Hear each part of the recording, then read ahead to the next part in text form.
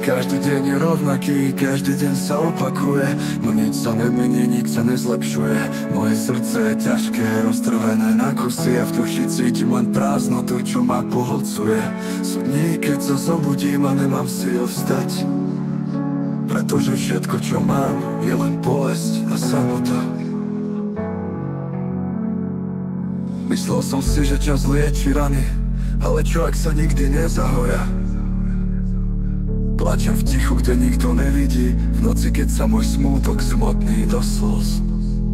A vtedy cítim, ako ma zožiera, cítim, že sa topím vo vlastných myšlienkach a hľadám spôsob, ako konečne odísť. Kde je nádej, kde je svetlo, nevidím nič, len temnotu. Všetky moje sny sú rozbité, zostala len tma, ktorá ma stále ťahá dolu. Už nezvládam bojovať, už nemám síl, každý deň je len ďalší krok k záhube. Myslím si, že som stratil všetko, ľudia, ktorí ma mali rádi, už zmizli. A ja zostávam tu sám so svojím trápením, chýba mi niekto, kto by ma držal. Niekto, kto by mi povedal, že to prežijem. Ale tento svet je tichý, prázdny a chladný, cítim, že nepatrím sem. Nikdy som nepatril. Moje slzy sú prázdne, moje myšlienky temné, a ja sa pozerám na svet, ktorý je len zrkadlom bolesti. Každý nádych je ťažší, každé ráno ťažšie, a ja sa už neviem pohnúť. Všetko, čo chcem, je pokoj.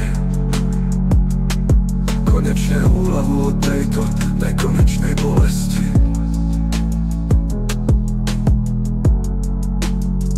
Bojím sa, že už nikdy nenájdem cestu späť, že tento tunel je bez konca. A hoci sa snažím, nikdy sa necítim živý. Moje telo je len prázdna schránka, ktorá sa pomaly vyčerpáva. A v každom okamihu cítim, ako sa vzdávam, ako odchádzam. Možno je to správne, možno je čas, aby som sa rozlúčil so všetkým, čo bolo. Cítim, že už nie je nič, čo by ma udržalo. Tak s Bohom, svet s Bohom, všetky moje nádeje.